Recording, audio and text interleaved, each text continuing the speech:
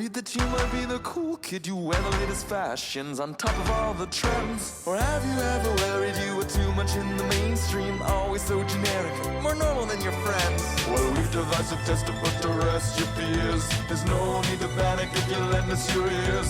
Tonight you can't sleep easy after all that you've heard. Cause if you like the show, then you're probably a nerd. Oh, Canon, it's Canon, it's all. It's Canon with Tyler, Phil, and Boris. Oh, Canon, it's Canon, it's all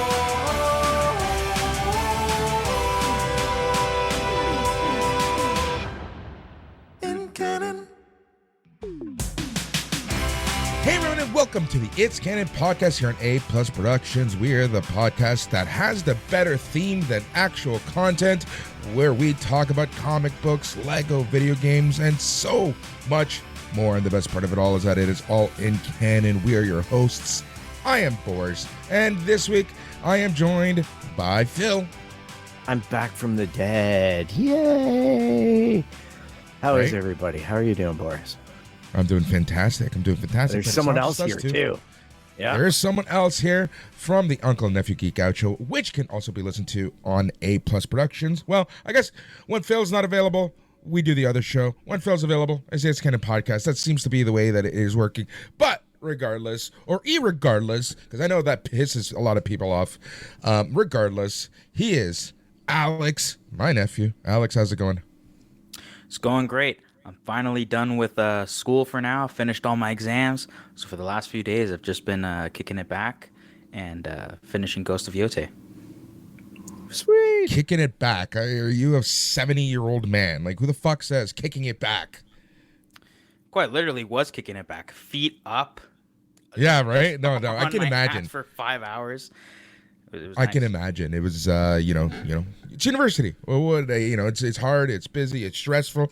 But congrats, you are done. Crazy exam schedule looked like you had, but you're done for a couple weeks. You're getting a few visitors soon, so your house is going to be incredibly hectic. While mine is either going to be very silent or burnt down because, well, I'm taking care of your grandfather.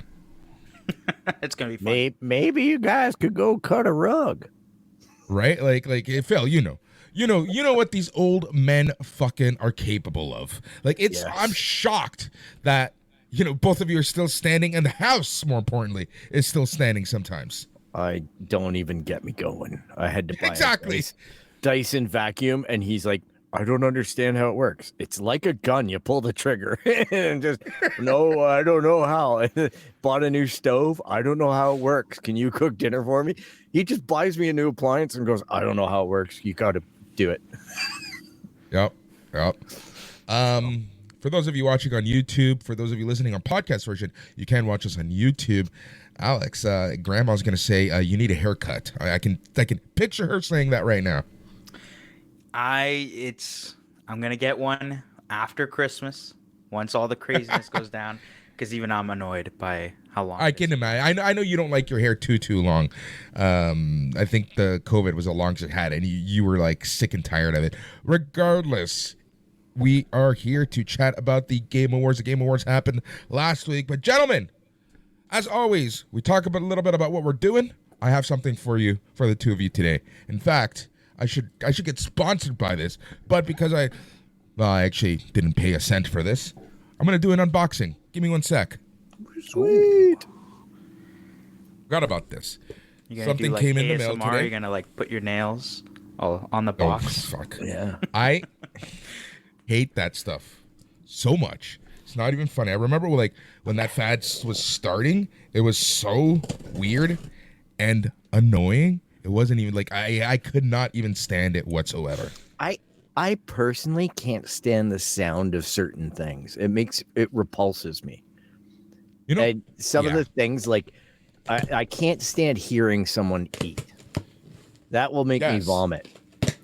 And then these ASMR things are all like, and I'm like, fuck off. Yeah, no. the mukbang, like the mukbang videos and stuff like that. Like, I just cannot stand. Also, thank God that we are recording on our software, because guess what I forgot to do audio-wise?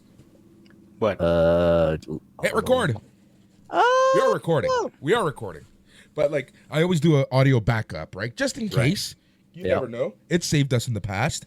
But yeah, not today, no. So as I was talking about a few weeks ago, about a month ago, right? I bought one of those DJI Osmo Pocket 3s. At work, I completed 10 years of service. Blood, sweat, and tears of 10 years in that place. And they gave me a, points. You know how it is, Phil. You get points and those stupid websites. And typically, you can't buy anything cool. So I just logged on for shits and giggles because they reminded me that the points are expiring at the end of this month because they're going to a new system. I had accumulated so many points that I was able to get a huge-ass gift certificate. In fact, Alex, I'm not going to lie to you. I bought your Christmas present for free using these points. Thank you, work, for that. Damn.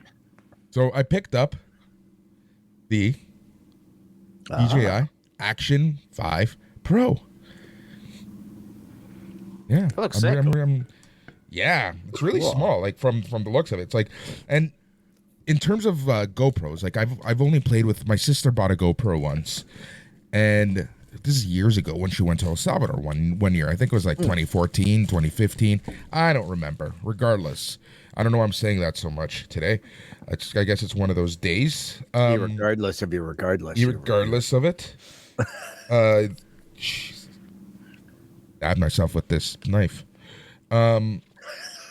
That would be It was cool. So this is apparently like better than GoPros, and it's been getting rated fairly well and whatnot. The only thing that I didn't check and that I'm gonna have to do is, and this is like kind of like a cautionary tale for a lot of people, always check what bolts, screws, holes your camera or whatever you do buy has, because this one does not actually have a 1/4-inch hole for tripods. That means you have to buy all their proprietary stuff to put it on things. Homie ain't buying proprietary anything. You know me. Can I hoist it on a book or like a shelf or something? I meant like fly cam in your bedroom. When I use it for like B-roll, or backup, like for fuck off, Phil. When I use it for B-roll or something, this is our best episode yet. I kind of want it for a backup. So yeah, look at this little thing. No, it's good for that. Oh, that's nice. Yeah. I love that because it's got the screen on the front so you can see what. And the back. Oh, there you go. I can't ask for right. This is actually, what's funny is that this is smaller than my 2K camera that I have installed. Look at this little thing. Look at that little thing. Nice. Somehow we're gonna get a copyright claim on this episode, aren't we? Oh, look at that little thing. And that's what she said. You guys want to take over the show? I don't need to be here today. This is great stuff. Yep, this is the content people don't pay for. Yeah, this is the content you take the pass on, guys. No doubt about it. We're just right. But yeah, look, night. Look at that little thing. Like it's I like it a lot. Like, yeah, it's not bad. It's not bad.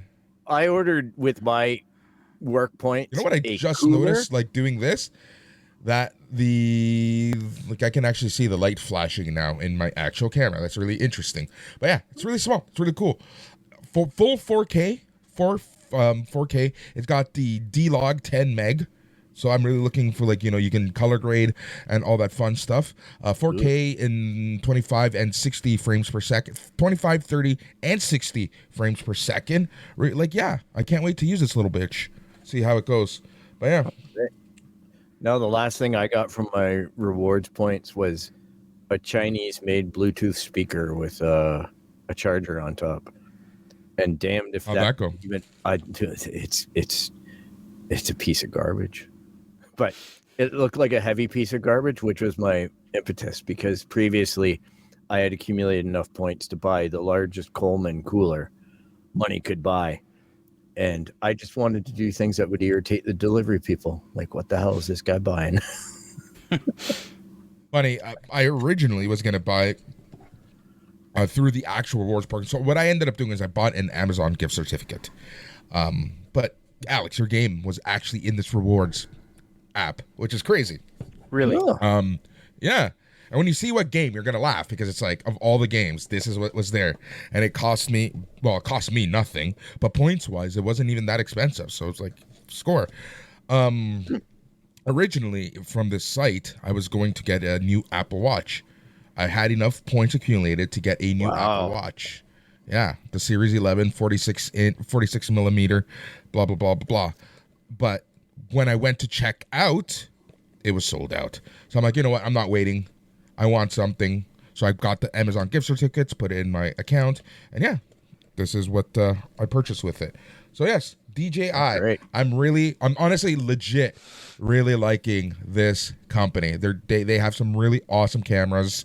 On the gimbals are And the gimbals, yeah. the gimbals. Need we say more about their gimbals? I think everyone needs a gimbal at this point. If you are shooting even with your DSLR, you should get a gimbal of sorts. But yeah, they're Pocket 3 and now this Action 5. Like, look at me. DJI sponsor. Yeah. It's Canon And Podcast. I know that it really is one of your hobbies, and you love, like you say, the color grading, all that kind of stuff. I have no patience for it, but bless you, you do. I don't, and I do. Right? Like for me, especially when you go live, you don't record in D-Log, right? You just record it in whatever because you're going live. You don't have the time to color grade. That would be crazy if you can color grade at the same time as you're streaming. Anyways, but yeah, so we'll see. So now I have 3 cameras. I have my big Canon 4K, which will be the main camera, up. Yeah. And then I have the Pocket 3 and the Action 5, which will be kind of side up close view. Yeah, so we'll see. Nice. I don't know if how much zooming you can do with this thing, but yeah. Sure, there'll be some. Yeah, I'm sure. It'll all be useful out of an app and everything like that, because DJI They have do an a app. lot where they have app embedded features. Yeah. They have an app where you can take control of the devices, which is really cool. Yeah, Yeah. that's good. You can actually, through the app, go live streaming. So like YouTube, Facebook, LinkedIn, because that's what I want to do is go live with this show on LinkedIn. Yeah, well, I guess it's for the people who do certain things for a living, like let's say if you're adventure, Motivational mountain speaker. biking, stuff like that, motivational speaker, whatever, like something Relevant in this world, not a geek podcast, or even worse, a wrestling podcast. Not that any of those things, fandoms, please calm down. Love you all. Yeah, he does. That's what's going on with me. Last few days of work, 3 more days of work, 3.25 days of work left, Phil, and then I'm off until January the 5th or whatever that is. Yeah, I wish I was doing that. I had a weird anniversary because it was 1 year ago today. I was back in the hospital, or 1 year you were ago mentioning. Saturday. Yeah, Saturday. so that was a weirdly weird day, and since I was off for most of the remainder of last December due to certain health issues, I'm up for sticking around work for this Christmas. So I kind of got the keys to the shop, but yep, such is life. Hopefully it quiets down, but it seems to be getting nuttier and nuttier where I work, but it's good to be needed. But other than that, I did pick up dispatch for the PS5, Alex. So I did.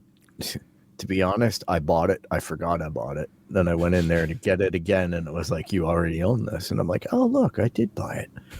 But I also claimed my free game of Horizon Lego Edition is free in the PlayStation Essentials category. So that's kind of a cool score for nothing, because it was like 1 year ago and it was like $60. So, and I also managed to get Astrobot and Death Stranding 2 on disc. So all around, good pickups. Yeah, all really solid pickups, and I'm waiting on Clair Obscur 33 for PS5 on the new Amazon edition that they released, and that's supposed to be coming in very soon. So, and I guess no spoilers, but it's kind of timely on that front. But I've already played the game quite a bit on Xbox Game Pass, so because it's just free there. So, currently, I am going through trying to figure out how to play Fallout 76 with a guy who's played Fallout probably nonstop for the past 8 years. He just goes through, finishes Fallout 4, restarts it, and then just once in a while he goes into Fallout 3. His level of understanding of Fallout it dwarfs anything that I've got on it. So that's been an interesting experience. We spent Saturday night just setting up our tunes and going into the world. We've given up on Borderlands 4 for a while. So yeah, that tends to happen. Though, I love Borderlands. The first one Mike and I played religiously. Yeah. We finished it fairly quick. But honestly, since then, they just haven't been, they've progressively gotten worse in my opinion. Fun to a certain extent, but I have not beaten another Borderlands since the second one. I did 1, 2, 3, the prequels. I did them all. 3 was a struggle, but it still followed the same format. The problem with 4 is that it's a little more open world, and that starts to hurt the game exploration. And to me, I don't think Gearbox really understood the mechanics of what that would mean to the game. I don't think it was well mated to Borderlands, but I could see it getting refined. But apparently over 92% of players that started Borderlands 4 have quit. So there really is a mass exodus going on. That's very similar to Death Stranding 1.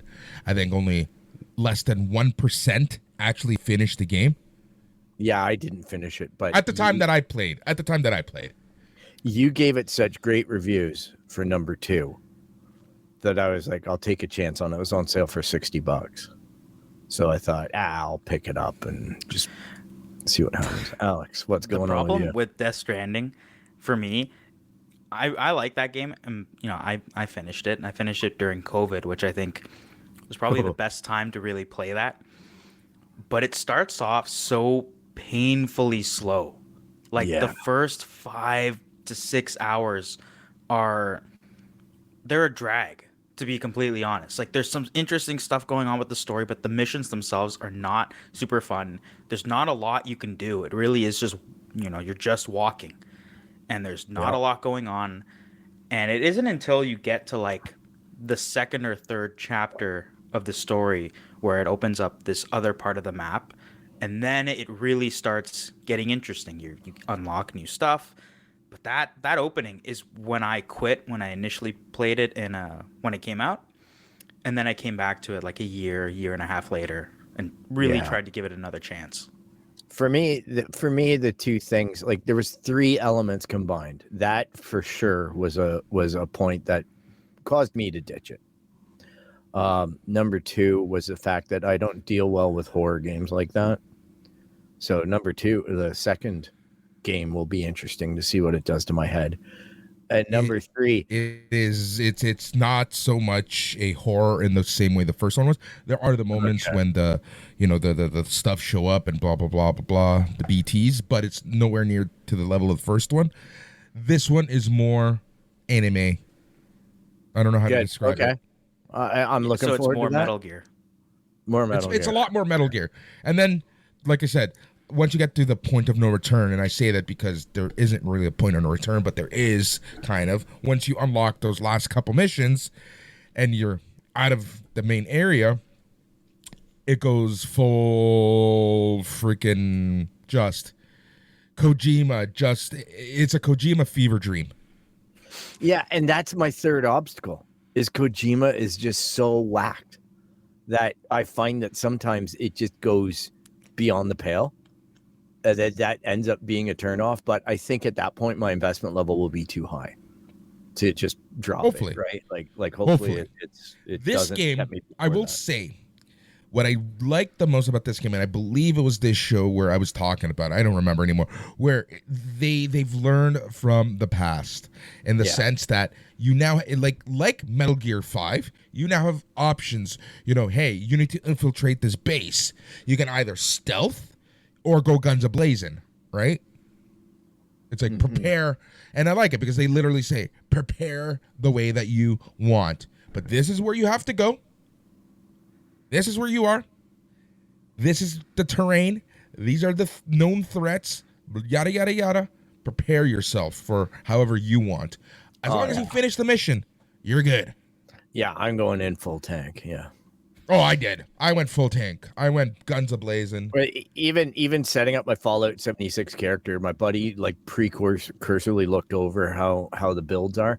And he's just like, Phil, I recommend you take shotgun. And I'm like, all right. And he's like, I'm going to do sniper. All right. Because he said, you're just going to walk into shit anyway. So he's like, I'll be sniping and saving your butt. And sure enough, we're like wandering around just outside of the vault. And I got attacked by these zombie guys, like these dudes. And I started screaming. I'm like, I'm getting attacked. Because these ghouls came out of nowhere, these feral ghouls. And I've never seen them before. So I was like, literally like, oh my God. Like, okay, I guess that's my shotgun. All right. Their heads come off. Okay. It's just, it was funny because I'm like, I guess I'm that easy to read in a video game. Right? So what's going on with you, Alex? What have you been up to? So, as of, I believe, Saturday is when I messaged you, Uncle, I beat Ghost of Yote. Yep. 100% And then the day in. after, so I beat it, and then the day after, Also I got the 100% trophy. Like, I got the platinum. And now, I started New Game Plus, and I'm rebeating the game, so I can get that last trophy. Oh, you make me sick. I'm already almost done Chapter 2 of the New Game Plus. So, another 4 hours, and I should be fully done the game. So is this a game that's coming back with my family? I will probably be done the game before they even get here. Even better. Then, by the way, Phil, they show up there on Friday. Yeah, I figured. Yeah. I'm on chapter 2 in my playthrough. So. Yeah. It took me about 50 hours to do the 100% completion. So for this type of game, that's not bad. For an open world, it's actually pretty good. I forget how long the first one took me, but it was a lot more than that. And then Death Stranding, the first one, I think I put in 120 hours. Jeez. Yeah. So Ghost of Tsushima is like between 60 and maybe 75. But so this one is actually quite a bit shorter. And I think it just has to do that the map is technically smaller. So it has the same amount of stuff to do in it, but it just takes you less time to get everywhere. To travel. Yeah. And I also hear that they do, there's more quick travel and stuff like that. Yeah. So every place that you visit, like every bamboo shoot that you chop down, every hot spring, you can fast travel to literally everything. So if you're just trying to do the, the collectathon kind of thing, you can just travel to the closest points and ride from there for like a minute. So they make it a lot easier to get around, which is part of why it just takes so much less time. It's a good game. I really enjoyed the story. I think it's interesting though because I saw that a lot of people are kind of conflicted about the story. Like it gels with some people, it doesn't gel with others. And after finishing it, I really liked it. But I think it's kind of interesting the decision that they made with the story overall.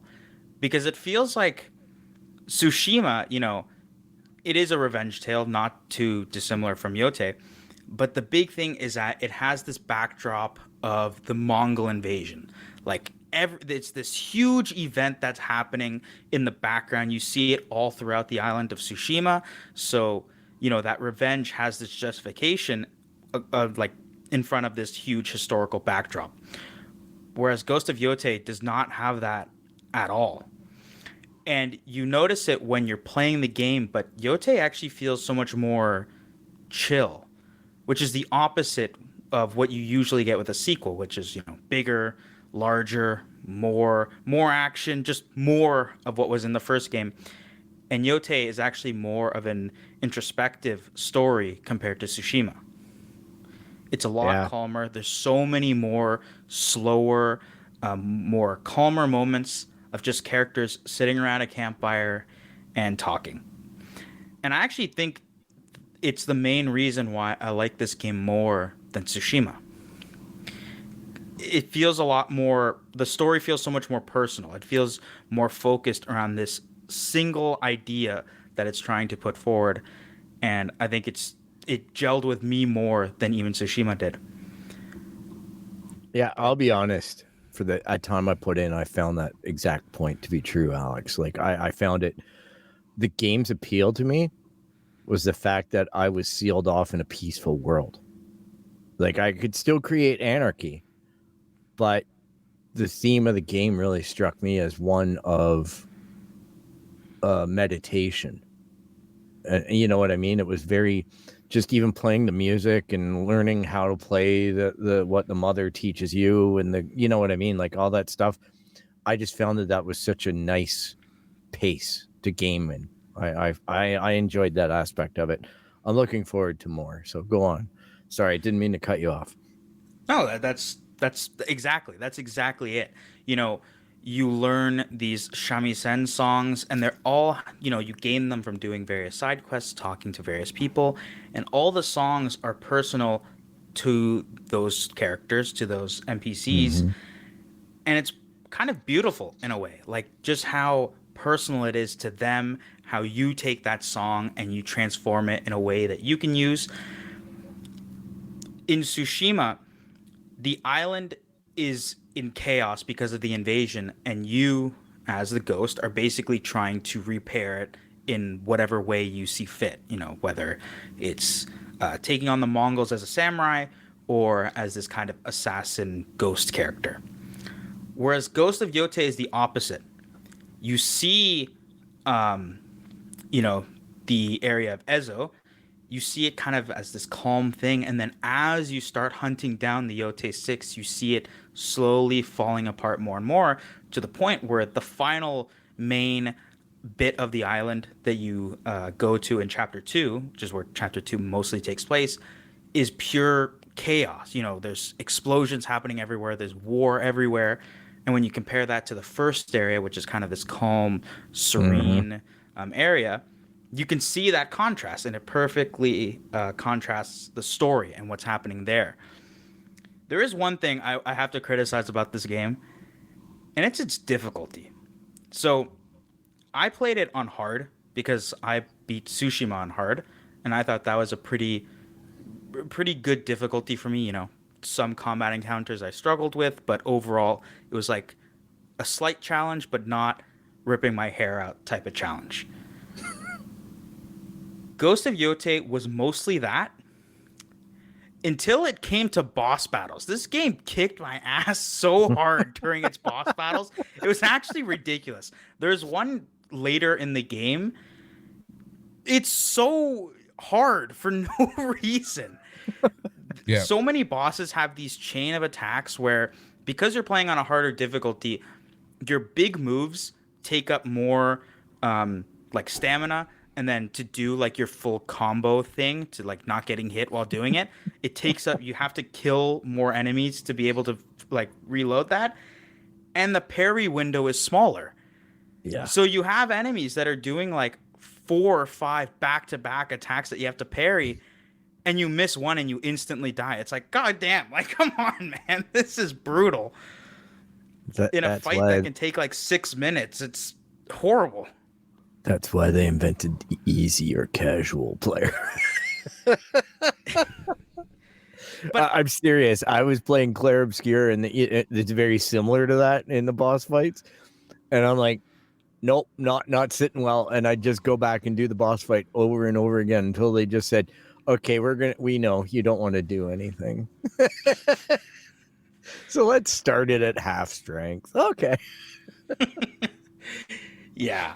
It's too bad because like the difficulty on hard for me, like when you're just taking out the outposts, was like, oh, maybe I died once or twice, but like, you know, the second or third time I nailed it. Like it felt like a good difficulty, except the bosses. Like they were so hard. And I think it just has to do with how a lot of the enemies in this game are way more aggressive than they were in Tsushima. Like they just get in your face. And especially when there's a group of them, they're difficult. But the bosses are designed completely differently, and I kind of hate them a little bit. Like some of them feel like they're fairly easy, and then some of them are a motherfucker. Like they even on this replay through, which I'm playing on normal just to kind of speed it up a bit, it's still like, god damn, some of these are not easy. That's what you get for putting it in the hardest difficulty always, right? It's not even the hardest. Just wait until you get older. Yeah. And you got no time to 10 play years. these things, and you'll be like, I just want to go in and kill some things. Yep. Put my false Exactly. Well, gentlemen, I think it's time to chat about our topic du jour, which I think I mentioned at the top of the show, was the Game Awards happening last week. We're going to go through the results. We're going to get some reactions and whatnot. And yeah, you know, I think you alluded to this, Phil, where Clear Obscure Expedition 33 rocked things out. So before we get into specific categories, thoughts, Alex, on the clean sweep almost that Expedition 33 had? I didn't mind it, partially because I expected this. Like, this was kind of obvious that this was going to happen. Yeah, it was obvious. But I wasn't watching this award show alone. I was watching this with my brother because he likes to see some of the trailers that they announce. Sometimes I have to pause the show when there's a trailer that I know, like, hey, he's not going to watch this. He's not going to be able to watch this. But he was so mad because his favorite game this year was easily Silksong. Like, he's beat that game like 3 times. In the short time that it's come out, he absolutely loves that game. And he was really mad. Like, to the point where I think it was the music category. I could see him, like, talking and getting so upset that he was like had tears in his eyes. I'm like, wait, calm down. It's just video games. Calm down, bud. But yeah, it's his reaction seems to be a lot of people's as well. Where I think a lot of people feel a little there's a little too much bias towards this one game. Yeah, it was a circle jerk for Expedition 33. Let's call it what it was. You knew this was going to happen. You knew when the game came out. Like, I'm not saying the game's not good. I like it. I enjoy it. I think it's great. It's a little clunky. It's a little interesting. You can tell that it wasn't a team of 1,000 devs, you know, working 24/7 on this game. It has its faults. People were speaking as, like, you know, the last game that I remember getting this amount of hype, and it was nowhere near the same because it was a different era. It was Final Fantasy VII. Like, it was just like the hype that Expedition 33 is getting. It's like people are talking like it's going to revolutionize the gaming industry, right? Like, and look, again, great game. Fun. It's fun. Great music, great acting, great story, so much fun, but it has its faults. Did it deserve to win everything? I don't know. I don't think so, but I don't really give it. It is what it is. I just feel like the gaming industry is so upside down right now with everything that we've talked about over the past 24 to 36 months, Phil and Alex, you and I in RIL, Phil, on this show. And I think that everyone wanted a feel-good story for the video game industry. Let's forget about Rockstar and union busting. Let's forget about Ubisoft and being Ubisoft. Let's forget about, you know, the Saudis and Trump's buying EA. Let's forget about all that bullshit, and let's get this nice little story of this little studio that could. Expedition 33. That's honestly what I think happened. And nothing against the game, nothing against the awards, but I just feel like there was a little more bias this year because the gaming industry needs that feel-good story for 2025 and 6. And as well, just remember the Elden Ring expansion being up for Game of the Year. Yes. Last year. Right? That ruffled a lot of feathers. And I know it went to Astrobot. You guys corrected me on that. But I was really miffed at that. Now, one thing that I did take note of this year was I watched an Alana Pierce video. And she explained how the video game awards work. And that made me chill out so much. Because I'm like, it doesn't claim to be the Academy Awards of video gaming. It just claims to celebrate video gaming, and they can do whatever the hell they want with it. And so That's be what it. I mean. I think That's what I mean. I think you and I watched the same video because that's where she talked about how the nominees and the voting is just a popularity contest. Like that's really what it is, because it's to you know what it submit is? Nominees, all the people who are eligible to vote have to submit something. So it has to be something that they played or they thought was the best in a certain category. So it just ends up being a spreadsheet. Exactly. Of the most popular games of that year. So you're not going to see many outliers. Same video, she discovered that Dispatch is ineligible this year and next year. Yeah. Because of the release date criteria. I mean, let's just put it this way. The best video game adaptation of the time frame that they were getting from probably should have been. Hold on, we'll get there, and we'll get there. I'm not going to say what won. Hold on, we'll get there in a second. So this is the way that I equate it to, and I think I said this last time. You know, is like the Golden Globes. You know what they say about video movies, right? You win an Academy Award and you buy a Golden Globe. This is essentially the Golden Globes of video games. So you know, it is what it is. It is what it is. It's always fun to watch. Now, before we get to the categories, let's talk about some of the announcements and the trailers. We had things like Four Loop, Ace Combat, Bradley the Badger, Warlock, Total War Warhammer actually looks awesome. Couple Tomb Raider games, couple Star Wars games. We got a Mega Man Dual Override, etc. Alex, anything stand out for you that you're like, yes, this gave me a chubby. Yes, I can't wait for this. Casey Hudson's a Star Wars Fate of the Old Republic was honestly pretty awesome. Like that. Now, I know it's not going to come out anytime soon. Before 2030. Yeah, not only that, but Phil, you know I love this era of Star Wars. You know how many hours I can put into these games. Yes. It's Casey Hudson. Like if they're saying that this is a single player story driven RPG, he did Mass Effect, Yeah, it has nothing to do with the previous two Old Republic games. It's going to be its own contained story. Those Old Republic games, outside of Shadow of the Empire?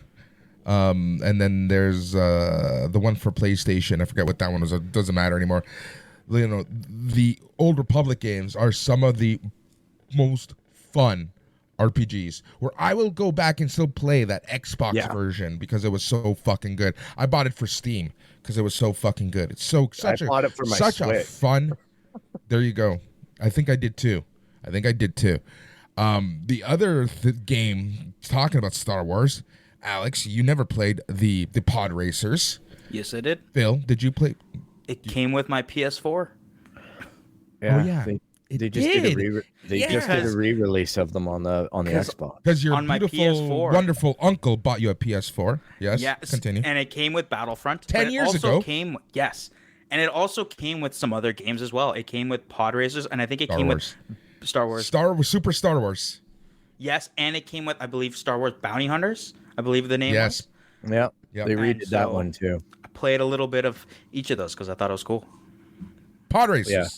Phil, Pod Racers. The amount of hours that my brother and I, Alex, the amount of hours that your father and I put into that game when we rented it once from Rogers Video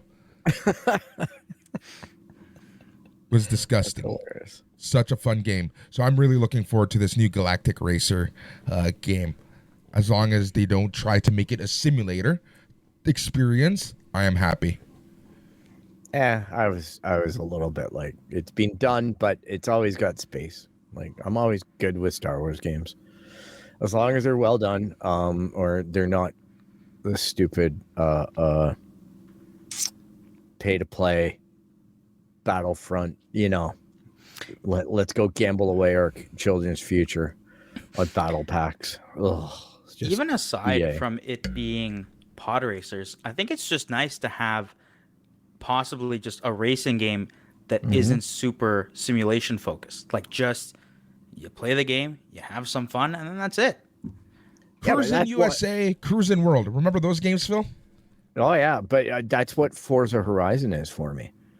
If you want to play a simulation, you play Forza Motorsport. Gran Turismo. If you want to play arcade racer, Forza Horizon is your series, right? So that's why I sink on average about, I don't know, 800 hours into that game so far, Forza Horizon 5.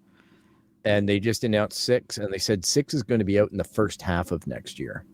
So they're not sitting on it. They're trying to avoid going up against GTA 6. So well, I think they just you don't have to worry about that until I physically have that game in my hand. Yeah, I won't believe it. I don't believe it. It's like the Batman 2. Until I'm in the theater watching that, I'm still convinced it will get canceled in some shape or form, especially nowadays with the purchase. Netflix. Yeah, man. Apparently, Paramount's $54 billion debt is becoming an obstacle for it trying to buy it out. Like, really? Who knew? Who knew? Control. I'm really looking forward to Control as well. Oh, yeah. I like that series. You like that series too, right, Alex? Yeah, it's good stuff. I like the Remedy games in general. Good. You sound like Juan when you say that. Total War. I love the Total War series. Gonna insult me like that? Damn. Fuck, kid. Sound like Dad. What, I know, right?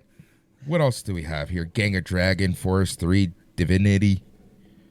That's yeah. A reveal that actually made me like... The only time during that the entire show where I was like, oh, was Mega Man. I have been asking for this since Mega Man 11 came out. I played the shit out of that game. I really liked it. My brother and my dad liked that game. So the second I heard the orchestra, I hadn't even seen the Blue Bomber yet. When I heard the orchestra, I was like, oh, I know what this is. Capcom, remember, they can make money with something. Yeah. I don't understand. Like Capcom sits on so much IP. They sit on so many IPs. It is disgusting sometimes how much IP that they sit on. It's funny we say that, but they had 3 game announcements this game show. Like they were the only company that it felt like they had a lot to show. Yeah, but okay, Alex. Okay. This is the first year in how many years that they're going balls deep at making new games and not remakes. Mega Man Dual Override coming out 2027. Mega Man 11 came out in 2018. Yeah. Yeah, it's been way too long. I want a new X game. The Mega Man X series, I actually liked more than the Mega Man series. It always felt cooler. It always felt harder. It just felt different. I like those. Mega Man X is like the quintessential 90s kids game. Yeah. It's like cooler and more extreme than like, it's not your dad's Mega Man. Yeah, it's eating Doritos, drinking Mountain Dew, watching, Red Bull skiing or whatever, something like that. Pizza Bagels just came out of the oven, and you're playing Mega Man X. Exactly. Also, never owned a Mega Man X game, but we kept on borrowing Andrew Kapalka's and playing the shit out of those. Really? Notice the trend with your father and I. Cheap bastards. We grew up poor-ish. I'm just like, whenever somebody disappears from a race that we're in, an online race in Forza Horizon 5, the joke between me and my buddy Mike is, pizza pops time. And here you guys are, let's get some pizza pops and throw in some Mega Man. We also saw new footage for the Super Mario Galaxy movie. and Street Fighter, which I think is going to be the cheesiest, rompiest, shittiest movie, and I cannot wait for it. Honestly, when I saw the footage, I was a little relieved because it's like, oh, thank God they're not taking this seriously. Like that's what I like. The fact that they're not taking it serious. Guile's haircut. I was like, all right, we're not taking this serious at all. It actually is a football. Dude, okay. When I saw them kicking a car indoors, I honestly cannot wait for that movie. Like, I am so excited. And I love how they take a dig at Mortal Kombat. Yeah. Rightfully so. God, like, I really hope this second movie is better, but the fact that it keeps getting delayed is telling me probably not. Like, this is that's indicative of poop. Yeah, the first movie is such a dumpster fire of trying to take itself way too seriously. That's the issue. These games should not be taken seriously, and that's where the '90s Mortal Kombat does well. People watch it now and they honestly think that they were taking this movie serious. They were to a certain extent, but at no point did they think that they were filming Shawshank Redemption or something like that, Forrest Gump or Pulp Fiction. They knew what they were filming. They knew the type of movie, right? It's the original Mortal Kombat fighting fantasy world. Like, come on.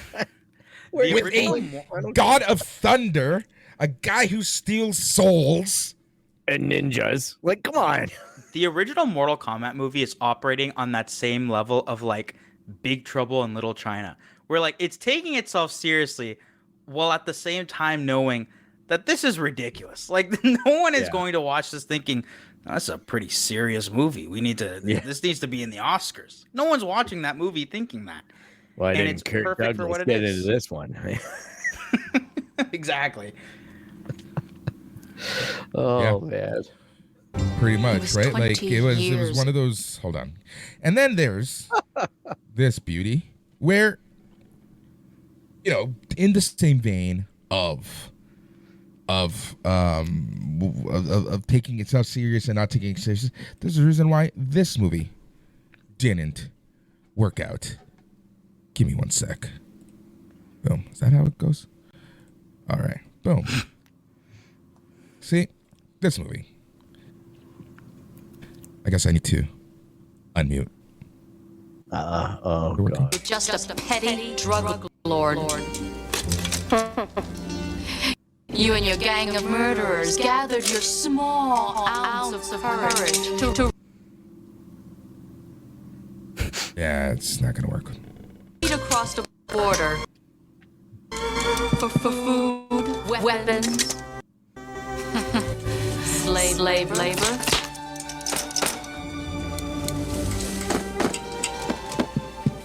My father was the village magistrate. A simple man with a simple code, justice. What the heck are we watching? He gathered. Yeah, I'm gonna stop that. Anyways, this movie, Street Fighter, the original Street Fighter. Oh, the original. It's on my computer right now. Not sure what's going on. This movie took itself way too serious. Just into the perfect segue. Best adaptation from the Game Awards.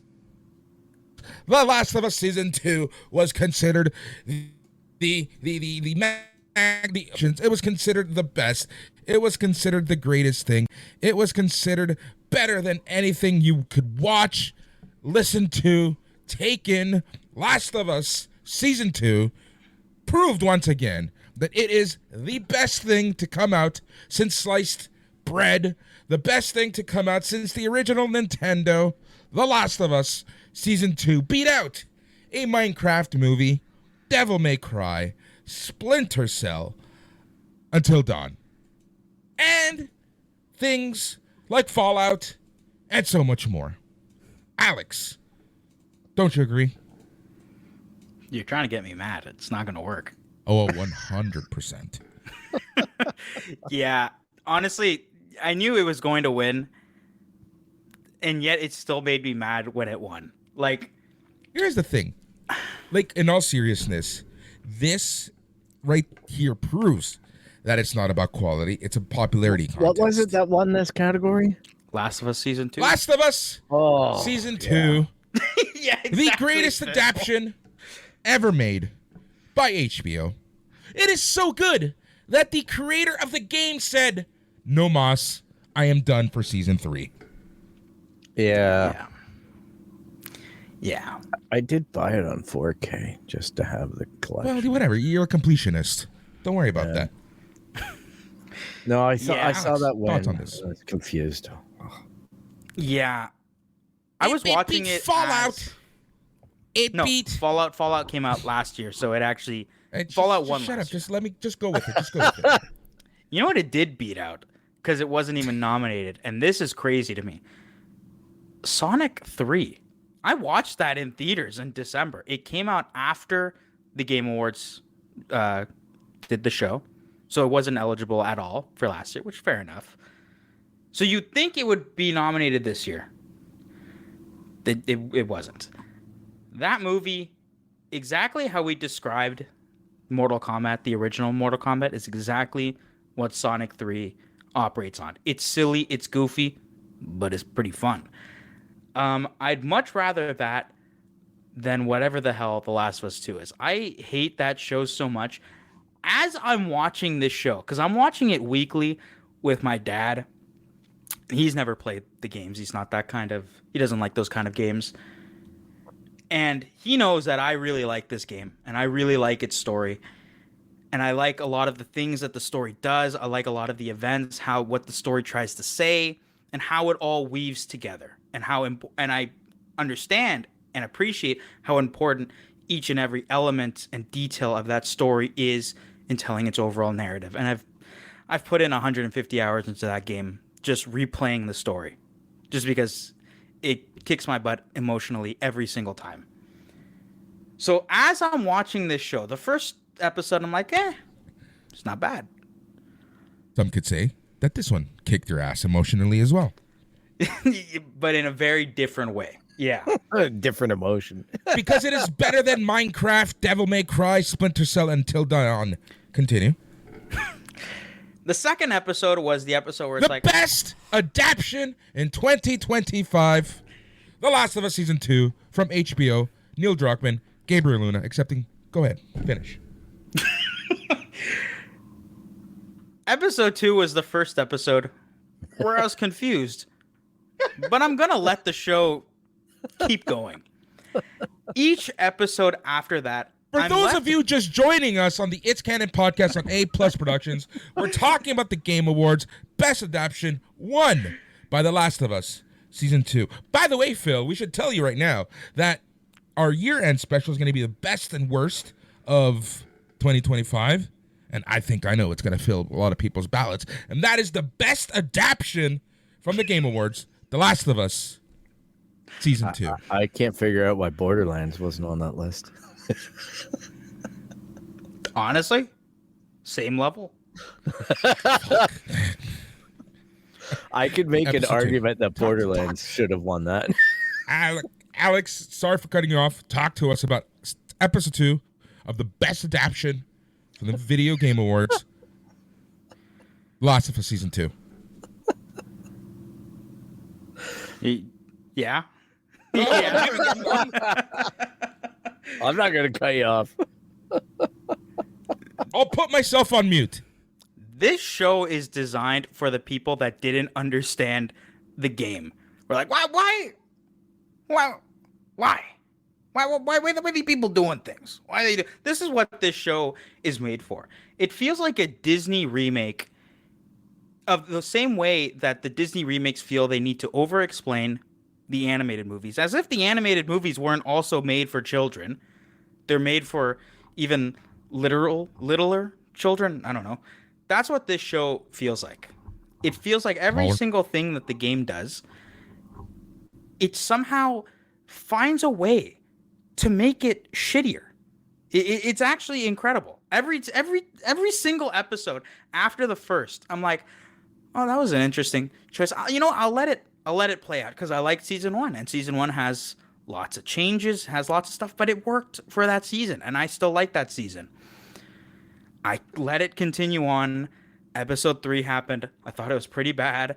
Episode 4 happened. I thought it was worse. Episode 5 happened.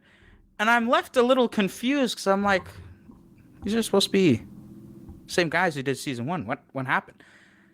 Episode 6 happens. Everyone's raving how, oh my gosh, this is such emotional television. And I'm like, this is garbage. This is meant for people that don't have the patience to sit through any amount of story. Have a story freaking spoon-fed to them. It's the baby food equivalent of storytelling. I hate you so much. By the time the last episode happened, I had it processed that it was the finale. And so I'm watching it, and I'm like, okay, how are they going to... All the changes, what is this leading to? Like, what, changes are changes. They can happen for a reason, whatever. When the credits rolled, I was just kind of like... I was a little empty, to be honest. My dad turns to me, and he's like, oh, so what you think? And I'm just like, I don't know. I don't know. I didn't mind it. But to be fair, to your point, Alex, I did not suffer through the video game. I watched a recap on YouTube. And I know that took me out of it compared to the first game's experience. It was in my head. The second game got so emotionally overwhelming for me at a certain point that in order to preserve my ability to sleep at night, I needed to disengage with the game because I found it was so overwhelming. So the show actually opened a little bit of an access into things, and I realized the show deviated from what the game did greatly in some instances, but I tracked those. Boris kept me honest, and I'm like, I don't remember that in the game, and he's like, no, that didn't happen in it. Oh, okay. Zombie invasion didn't happen. All right, I gotcha. That type of thing. But I agree with your point, though. For best adaptation, I think it's a stretch. There is a lot of good stuff this year. I don't know. Boris mentioned Minecraft. I haven't taken the time to watch Minecraft. It struck me as a very slap and giggle type movie, which I get it. That's going to appeal to kids. Kids grew up on Minecraft. They still do.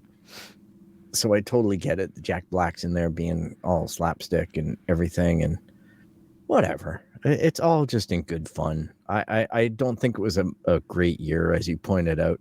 Fallout wasn't eligible. But next year, Fallout will be eligible because it's coming out soon. Like, actually, this week, I guess. Tomorrow. So. It was supposed to come out Wednesday. Coming out tomorrow. Fallout, not as good as The Last of Us Season 2. HBO. Fallout was nominated. Wasn't it? Didn't it win last year? Because it was summer 2024. The only thing I know is the 2025 winner of the best adaptation for the Video Game Awards, The Last of Us Season 2. I don't know if you remember this, but Interactive Entertainment. What? When the last episode came out, I can't remember why. Oh, it took me like 2 months to watch. It took you forever to watch it. And why do you think it took me like 2 months to watch? I need you to watch this. Like, I actually need you to watch this because I feel like I'm going insane. Because I kept hearing praise of this. I heard nothing but complaints about this show. We've never had the discussion, and I think it would be a perfect time when we go through the best of 2025, because clearly we know it's going to be on your list, as it was for the Video Game Awards as best adaptation of 2025, The Last of Us Season 2 from HBO, based on The Last of Us video game by Sony Interactive Entertainment. You know what's actually funny? While I was studying, I like to fill in the noise with just something I can listen to or whatever, and that tends to be podcasts, because I can pay attention to what they're saying, but it's not exactly like I need to really process this information, right? Unless it's this show. Unless it's this show. This is the smartest show to ever exist. But no, so I was listening to basically like video essays, but just listening to them. And I had one that I came across that was about just coincidentally, about The Last of Us 2. You were telling me It about made this, me yeah. appreciate something new about the game, and I'm not going to spoil it because it has something to do with later in the game, but it was always an element of the story that never really, like, I got it, but it didn't really process the why of it. And then they said something and they analyzed it in a way where the whole story kind of made sense, and then it made me more mad because I remembered the show existed. And I know that when that show eventually gets to that moment, which is near the end of the game, it is going to ruin it so poorly. People because they've already are going to ruined rage. People are going to rage, and they're going to say, Ellie, you stupid little bitch. Why are you so stupid? it. Yeah. I know the moment you're talking about. So We're talking about The Last of Us Season 2, the best adaptation from the Video Game Awards 2025. Aired last Thursday.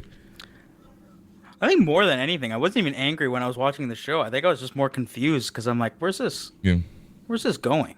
What are they doing? Right? What, And I the was show waiting or for the moment. The awards. you go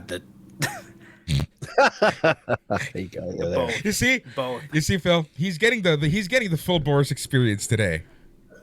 Mm-hmm. He is indeed. All right. Best adaptation, Last of Us Season 2. I honestly, like, all jokes aside, sure, whatever. I don't know what else to say. Best sports racing game. Sorry for cutting out, but we should move on. Again, we're best worst 2025. We're going to have a few categories. Listeners, except you motherfucker from Tennessee, let us know what you want as categories, and we will get those on. And I'm talking about Todd from Tennessee, Todd, who I'm pretty sure still fucking listens because you're stuck in your mom's fucking basement because you have no life except for sending death threats and angry letters to podcast hosts. You fucking idiot. Best sports racing game. Mario Kart World from Nintendo beat out EA Sports FC 26 F1 25 Rematch and Sonic Racing Crossworlds Sonic Team Sega. Now, knowing what we had talked about just moments ago about the Video Game Awards, this makes a lot of sense. yep, really does. I think a lot of people are tired of everything being simulation focused, not just with racing games, but just in general. Sports games. Yep. I'm so bored of sports games.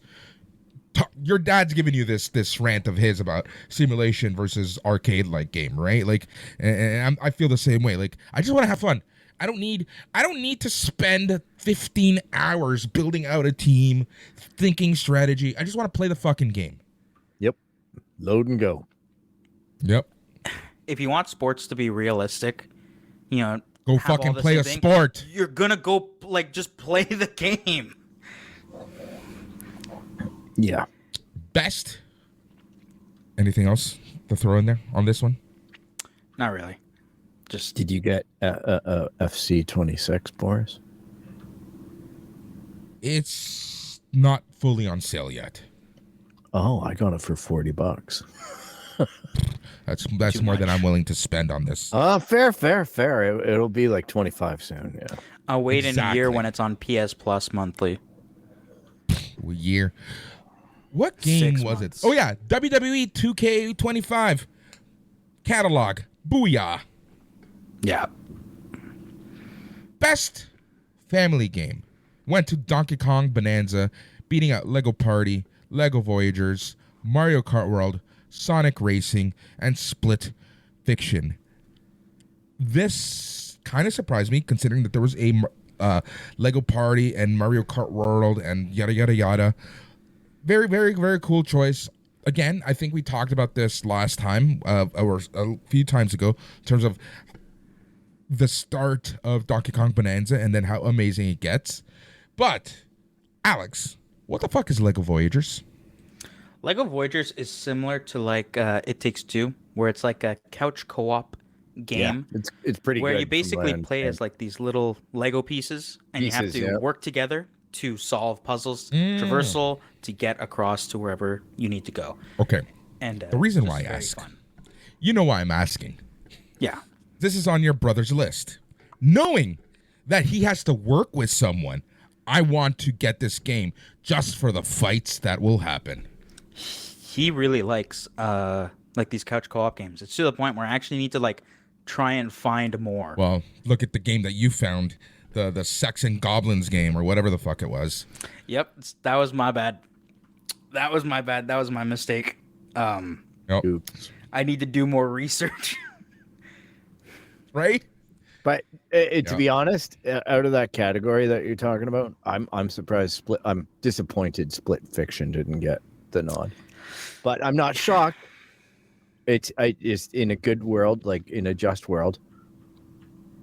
I think Split Fiction is done by a studio that specializes in that type of game and has previous success, and probably lost out to the magnitude of Nintendo. I think that's exactly what happened. Nintendo needs Nintendo's to win some sort of award Yeah. during these award shows. Nintendo's got sales to go through. Like they got to promote sales of that Switch too in holiday time. They need to win something, and if it's not going to be Game of the Year, then it has to be one of these categories. Because The only way they win I Game of the agree. Year is when Zelda comes out, right? yeah, they don't 'Cause really it have a ain't gonna chance be- any other time. It ain't going to be Metroid 4. Sorry. Didn't mean for that to burn, but you got to get that amiibo to get music. If you want it early, I will Okay, give them early. this. But the 30 fact bucks. is, the fact that that's even an option makes me laugh. Who are you? EA? Ubisoft? Sit down, Nintendo. Leave the microtransactions to someone else. You know what? kind of It's an funny asshole. because people are making a big deal out of this game, doing that. But this is not the first time Nintendo has done this. Nintendo has done this ever since Exactly. Breath of the Wild. I don't know if people Yes. remember this, but you needed like the amiibos for like the different kinds of links, like the Skyward Yes. Sword, Twilight Princess, beat- Wind Waker, to to beat- get the suit, the costumes. You can't earn them any Yes. other way. Yeah. Exactly. They have always done this. It's just funny because it's like this is quite an egregious one, but You know what it is? It's recency bias, right? well, I also think that this game, compared to Breath of the Wild, which came out in 2017, this is in the age of like video game outrage, where everything needs to be controversial. You need to make an article about everything. And that doesn't mean that they're not right to criticize this, but it just shows that this was happening before, and we completely excuse this. Oh, hell. Bad behavior by some people companies did. in video games have been happening for a very long time. Boris and I Best- are all fossils of that. Best Virtual Boy. Best fighting game went. I knew this was going to win just because I don't know. Like, look, I love Fatal Fury. I really do.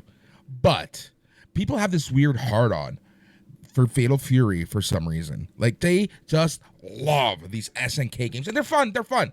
They're fun. I'm sorry if this is your cup of tea. But, and it doesn't surprise me it won, but it also does surprise me it won. Fatal Fury City of the Wolves beat out 2XKO, Capcom Fighting Collection 2, Mortal Kombat Legacy Collection, and Virtua Fighter 5. To be honest, its only real competition was Virtual Fighter. Because what? And A Capcom Fighting Collection. But it's a collection. And But- the fact that the awards don't even like to recognize actual remakes, like they didn't give a single award last year to Silent Hill 2, like actual remakes. They're not going to Silent give Hill it to 2 a, wasn't that to a good. collection. wasn't You that didn't good of a play game. it. Just trying to wind you up. Yeah, but I know when you're bullshitting. I think it's Virtual Fighter. Virtual Fighter. Virtua Fighter's should've fun. got- I love Virtua Fighter. I've I used always to play enjoyed that back in the Sega days. Yeah. I never owned it. But Fair. what my brother and I used to do. I see there's a We used to go to trend. the video. We used to go to the video game store, Microplay, and we used to ask them to put it in so that we can try it out. Constantly. Every To the same employee. Tuesday, these two kids come in. You know, it got so bad for me back in the PlayStation days. I had Tekken in, and I bought a giant, like, joystick fighter stick, but I Oh, had yeah. to go in half with my buddy Dave. and we used to, whoever got the draw got to play with that joystick that night. And it was just so fun. Like that's what we do for hours and hours and hours, is just grind away at Tekken and pissing each other off. And I forget, he used to play the drunken priest and I played Eddie Gordo, and every time I'd kick his ass. But anyhow, video games and fighting video games are seemingly the same and so much different now. I just want to say really quickly, I think it's hilarious that Mortal Kombat, the Legacy Collection or whatever it's called, got nominated, considering that it doesn't work. Like, at all. They tried to introduce a feature because they know that fighting games are very different now than they were then, where to have your fighting game actually survive now, you need some type of online play. You know, you can't go to the arcade, so you do the next best thing of playing with someone online. The netcode is so bad that there are entire 2-second delays between you pressing a button and your character doing something. Like, the entire collection is so bad. It's actually like Master Chief Collection on launch. Is this the game where you get a little virtual avatar and you're in school and then you have to congregate and then you're allowed to fight? Or was that a different version? I think that's different. This is just like the first 3 Mortal Kombat games in some collection. collection. I think this is the last Tekken that I played. Okay, never mind. But they did something weird, and I was highly suspicious that was even going to work for that basic foundation of what you're citing here. Because it felt like a protracted third-party perspective. Anyhow, Boris, where are we going with the next one? Best role-playing game. Clear Obscure, Expedition 33, Beat Up, Avowed, Kingdom Come, Monster Hunter Wilds, and The Outer Worlds 2. So this one was not surprising. No. But at the same time, a little disappointing. Because I think if you're going to use a specific category, you're going to talk about fighting game, you're going to talk about RPG or whatever, you would think it would work what is it the best at in this specific thing? Because if they're just going to say, okay, well, what's the best RPG? What's the best action game? Well, it's going to be if the game of the year is nominated in those categories, it's just going to be that. There's no reason to even have these categories. And it's disappointing because if you look at, well, what is the best RPG? It probably wouldn't have been Clair Obscur, because Clair Obscur is it's technically an RPG, but it's missing half the things that make RPGs RPGs. It's what makes RPGs appealing to people. The game that really should have won in that specific category should have been Kingdom Come Deliverance, because the idea of role playing, you play as this character and you inhabit this world. Every decision you make is felt throughout the entire game. Is that not what an RPG is? The fact that you have to go to school to be able to even read signs, increase your intelligence stat. The fact that characters comment on how bad your breath smells if you don't brush your teeth or take a bath. That's an RPG-ass RPG. And that's also a simulation for a lot of gamers that they should take to mind. Best adaptation, Last of Us Season 2 beat out a Minecraft movie, Devil May Cry, Splinter Cell, and Until Dawn. You're a funny man. Best action adventure game. This one surprised me, but it doesn't surprise me, but it does surprise me. Went to Hollow Knight, Silksong, and it beat out Death Stranding 2, On the Beach, Ghost of Yotei, Indiana Jones and the Great Circle, and Split Fiction. So, I don't know how you feel about this game, Phil. Have you played Silksong? I have. I'm not really into these 2D impossible freaking. Oh, I love these grind games. But I appreciate that they came in at a great price. I appreciate that it has a fantastic following. I do. I'm not poo-pooing on it. It's just not my bag. It's not for you. I would clearly pick Indiana Jones and the Great Circle in this category, but that's just me. I felt it. You play games in the casual story mode, right? A game like this is gonna fucking drive you insane. Oh yeah, but I have tried it, and I go, oh yeah, this game's not for me. Like Meat Boy or something, right? Oh, Meat Boy. No. Or what's that cup game? The Cupheads. Oh, Cuphead, yeah. Yeah, Cupheads. Oh, I lost my mind to that. I haven't played this specific game. I played the original Hollow Knight, but I haven't played this one. It kind of pissed me off a little bit because I was really hoping that this game probably wasn't going to win Game of the Year, but I would hope that it would win something just because of what I've seen of it, of what I've seen my brother play. Like, this game looks really cool. I'm just kind of waiting until, I wasn't busy. I had the time to sink into it. It kind of pissed me off when they announced that it won. Jeff Keighley said something along the lines of, "See, you did win something." Like, screw you. Like straight up, screw you. Like, that was such a crappy comment to make. Yeah. He was a weird host this year. He was very condescending at times. He felt like he just didn't want to do the awards. Like, did you notice that? Where he's like, and the winner is blah, blah, blah. And for a world premiere. Like, he was just, he was not into the awards at all. Because I think we're going to have this discussion as we watch more of these award shows happen. But the Game Awards is not an award show. Like, it's clearly that's not what it wants to be. It's a trailer. The reason why he throws it to make money. Like, that's all it is. It's a vehicle literally for commercials. That's why he gets excited. E3 didn't really die. It just split into two. You have summer E3 and then you have December E3. And that's really what it is. Like, Jeff Keighley's, Summer Games Fest and the Game Awards are just E3 had two little babies. Yeah. And that's really all it is. But they took away the fan experience and they made it a snotty little dress-up event for all the participants in the industry versus actually sharing meaningful content with fans. But hey, what do I know? Shit on this all you want. Have you seen videos from the Content Creator Awards? It's bad. That one is bad. Yeah.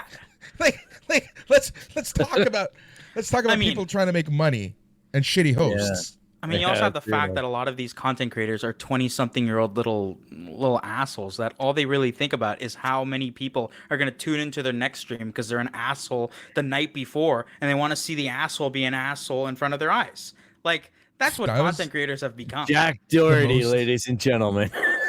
Yeah, exactly. That was the most one thing I have ever heard you say in my life. Yeah, I hate those Jack guys. Doherty. Best action game: Hades 2 beat out Battlefield 6, Doom: The Dark Ages, Ninja Gaiden or Gaiden 4, whatever the fuck you want to pronounce it, and Shinobi: Art of Vengeance. I'm okay with that. I think that's pretty cool. Yeah. Again, these games were never like Silk Song, Hades 2. Like, they were never going to win Game of the Year. So it's nice that they at least won something. Yep. Like, they won a category that they excel in that isn't just one of the here you go categories. They won an actual like best in this class of game. And at this point, that's really all you can ask for. Best debut indie game. Is it an indie? Alex, we'll get your thoughts in a second. Clear Obscure, Expedition 33, beat out Blueprints, beat out Despelote, and Dispatch. Before we have this conversation, do you want to just say what won best indie game, not even debut? Best indie game went actually we should because we're running out of time. Best independent game went to Expedition 33, beat out a bunch of games. Thoughts? This is tough because I think it is technically, in the way that the Game Awards describe and categorize an indie game, this game technically falls under the indie game category. Okay? The problem is that there were a lot of games that released this year that were of similar budget to Expedition 33, were of similar team sizes, maybe slightly larger, but like 5 to 10 people larger. And they weren't categorized as indie. They were AA. So it's like, well, that's why the AA label exists. You're not indie or AAA. If you fall in between that, you're AA. I thought this was well defined. So why are we all of a sudden having trouble with this very clearly AA game being indie? Now, I have a question. With that being said, just specifically around that distinction, I guess, is like, so it's headcount or budget. And has the studio that produced Expedition 33 ever produced anything meaningful in the past? The studio itself was new, but they all, like, the game they director all came from like Ubisoft. Were Ubisoft. So Yeah. it's like, yes, it's technically the studio's debut game, but if all the guys had worked in previously pretty big games, then that's not a debut. Like, that's not what that means. So in the sense of, like, Silksong wasn't going to be nominated for debut specifically, but like when Hollow Knight came out, that was a debut game because those guys hadn't worked in the gaming space in any significant degree. Like, that was a serious, huge jump for them. And so it's impressive that they made the game that they did. If you listen really well, like really closely, in the corner, you can hear Ubisoft loading the shotgun shells. Yeah.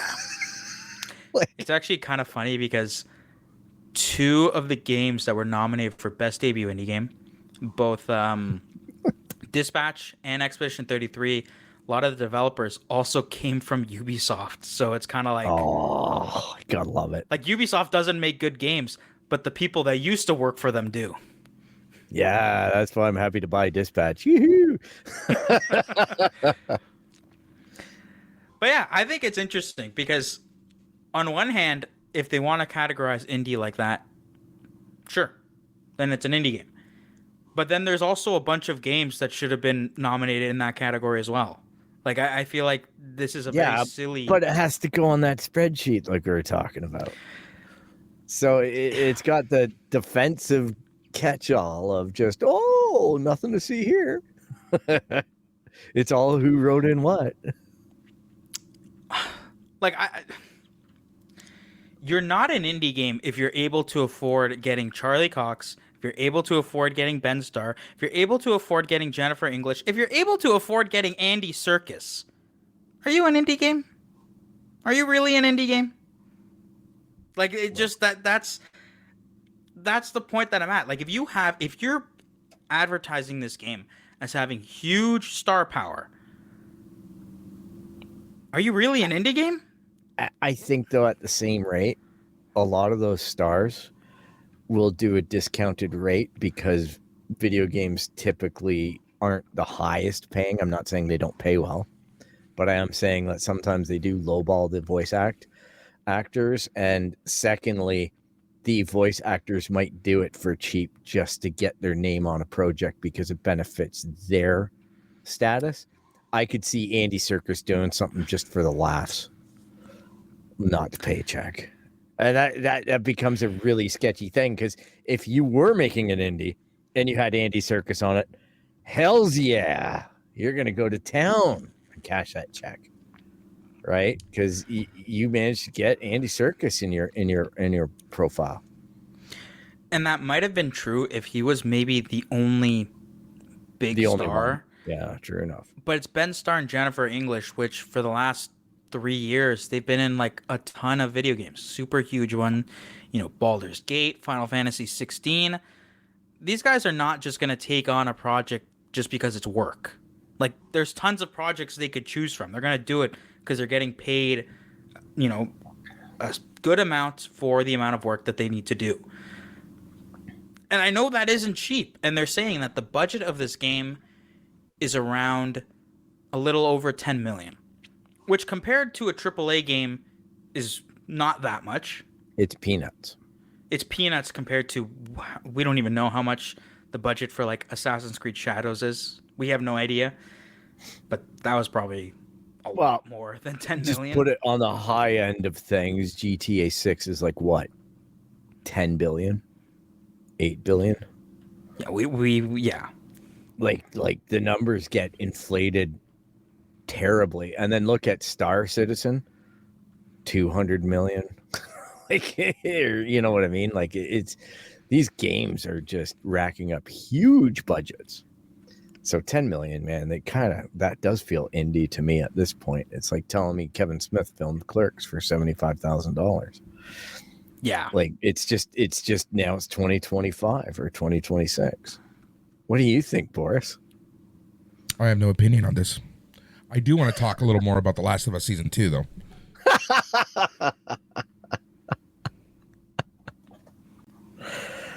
I don't know. Video games and money. I think it's a very distorted environment. Yeah, probably. We all know Probably. that. We all know that. Little mood music before we continue.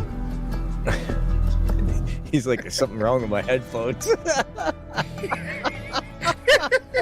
He thinks he doesn't know it's coming from me.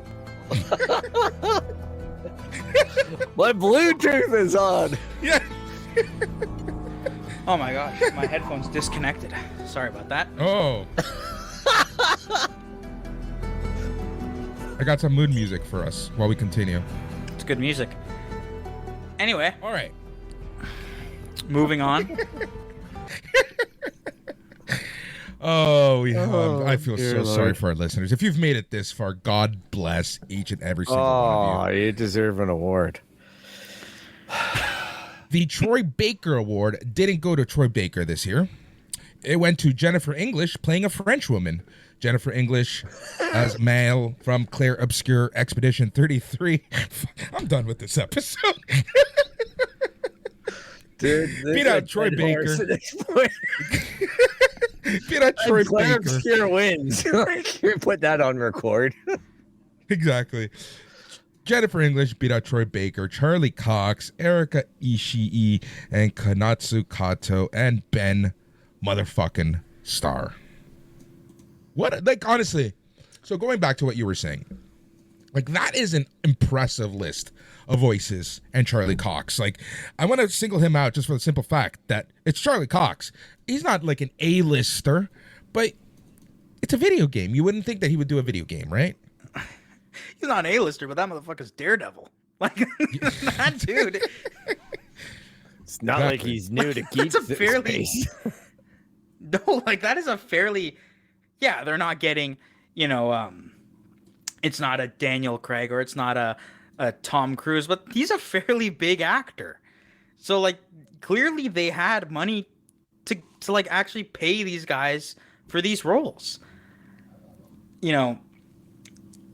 But this category is a bit ridiculous. Like, so it's not only the fact that three of them are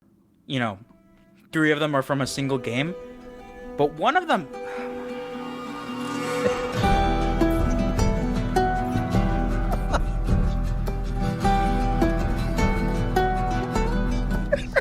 So, you know what's funny? It didn't even register that you started playing it, because that's my ringtone. Oh, that's hilarious. Because I thought you anyways. Continue. No, that is my You were saying ringtone. something. Whenever someone calls me, that's the song that comes up. But so I completely lost where I was. I know. If you've played Expedition 33, you know why one of the people nominated is absolutely ridiculous. Like, it's kind of like when he was nominated, it was kind of like, what? Okay. Yeah, I have no words. I think that when it was nominated, when we read off the nomination lists when they were first revealed back in November, I think that was the moment where it's like, oh, Expedition 33 is going to win everything. Because what do you mean three people are from one game? The only, and I don't think I mentioned this earlier, the only other time I've seen this with the Game Awards is with The Last of Us 2. Do you remember when that came out? How many awards it won? It won 8. Yeah, this game. But here's Here's the This is like an episode of Pee Wee Herman, Pee Wee's Playhouse right now at this point. Here's the point for me, in injunction of what Alex was saying.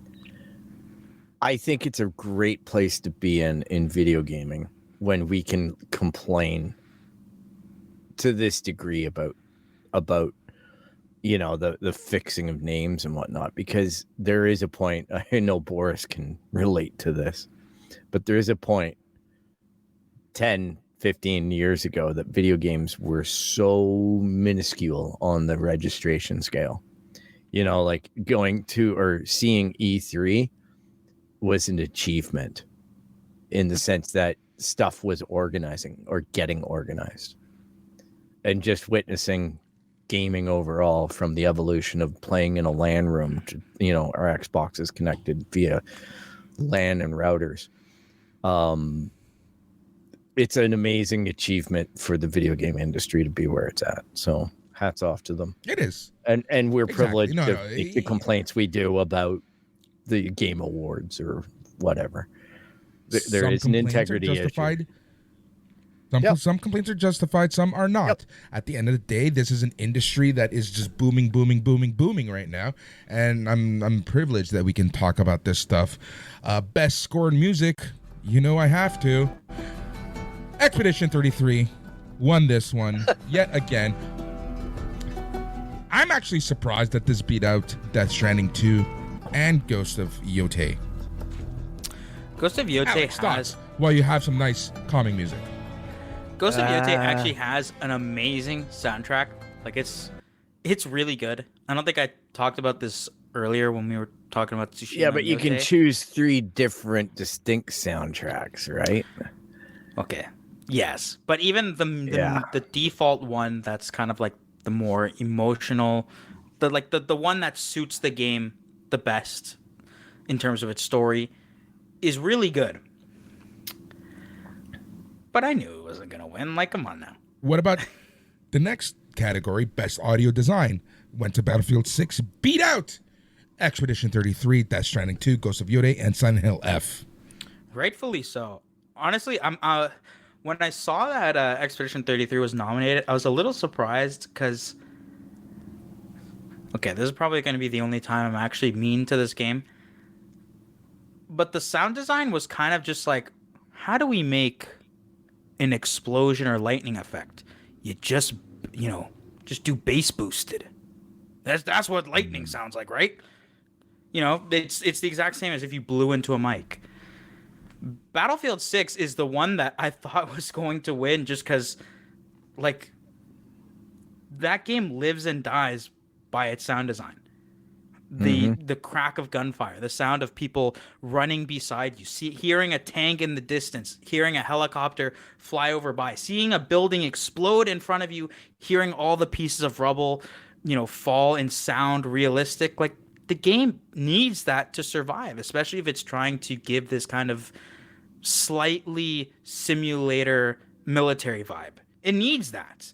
And from what I've seen of my friends playing, like, the audio is great. It's great at immersing you in that experience. So that's not surprising. It didn't go to Call of Duty.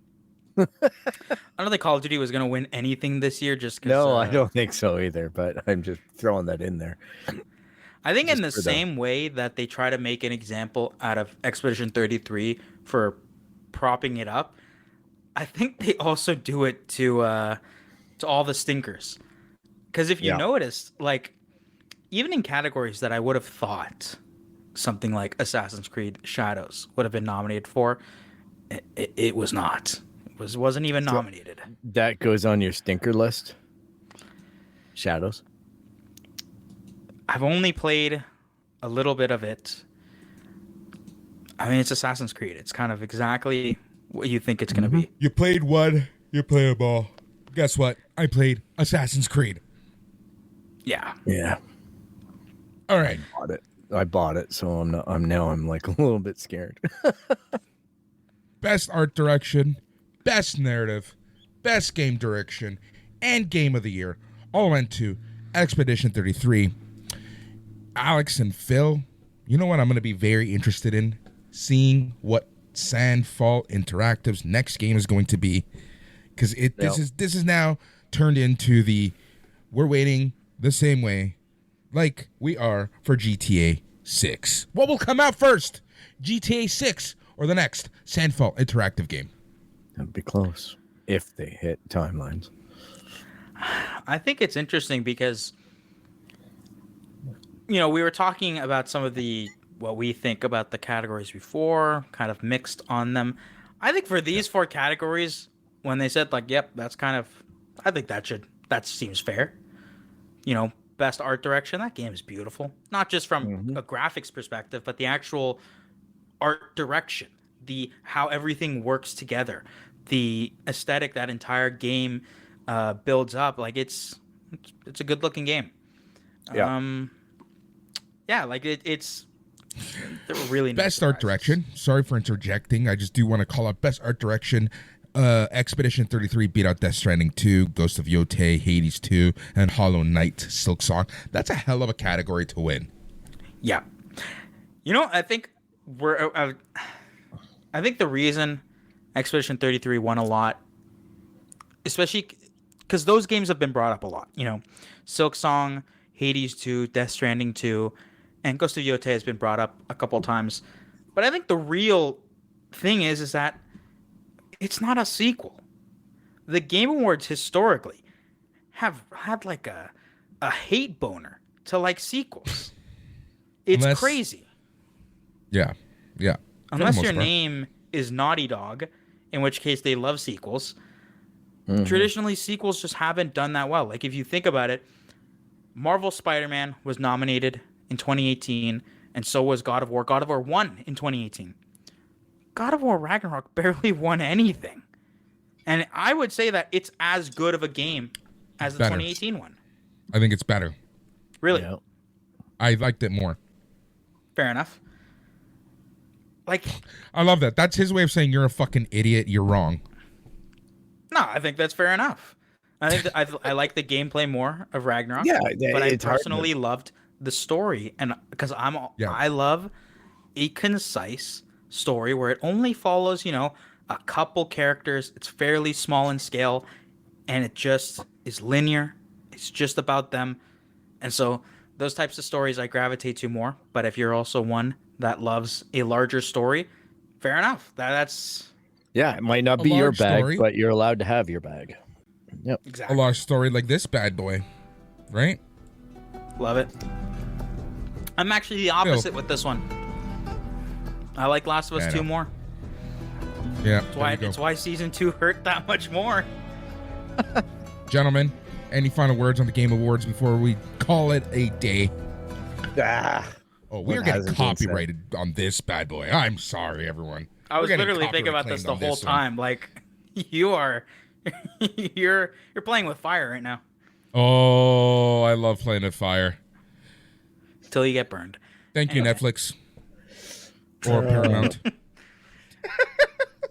I need to go home. I need sleep. That's what I need. HBO, Gentlemen? Warner Brothers, yeah. Any final thoughts on the Game Awards? I just want to say really quickly, I thought it was cool when Expedition 33 won Game of the Year. The game director was the one to say the speech. Yum. And I can't remember who... Roche or Nicholas Maxon. Those are the two guys. I can't remember the director he named, but basically thanking him for inspiring to make video games.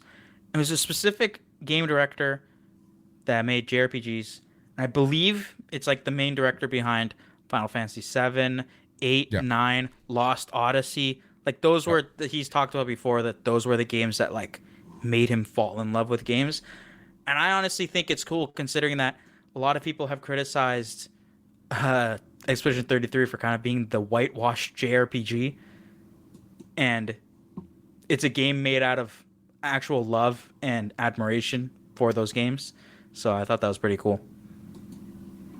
It's a love song. Yoshinori Kitase. That's it. I was getting a bit fed up with the outfits, but Shay. Good on him, though, for executing on a theme. What's coming out first? GTA 6 or Final Fantasy 7 Remake Part 3? Oh, I'd probably say GTA 6. Right? Depends on if they bust any more unions. Phil, any final words? No, we're in a privileged spot, like I was saying. We're talking about video games in a relevant way in 2025, something I never thought would happen. So, Ed, it's all just for fun. That's basically my takeaway. Jeff Keighley, good on him for putting the money out there or taking the checks and putting the show on. But I'm sure he'll cry himself to sleep tonight in his, with his Lamborghini and a hooker. Yeah. Exactly. I was going to continue, but I'm already walking on eggshells with a lot of things I've done in this episode. Yeah, fair enough. Next time, we are going to be talking, finally, about the Absolute DC series. Phil is in our folder now. We can all read the Absolute DC series. We're going to be talking also about follow-up to the Netflix, WB, Paramount, Menage a Trois, the will they, won't they, the Pacey, Joey, and Dawson of real life. What's going on with them? Also a good WB reference. The Luke and Lorelai, will they, won't they? The Ross and Rachel. I don't know what else. Phil, just take us out. The Craig Mazin and sucking ass. There you go. Jesus Christ. All right, you can track us down on our website, www.aplusproductions.com. You can track us down on Instagram, X, YouTube, Twitch, Facebook at Its Canon Podcast. You can email us at show@itscanonpodcast.com. You can subscribe via everything that has podcasts. Basically, we are there. We have a presence.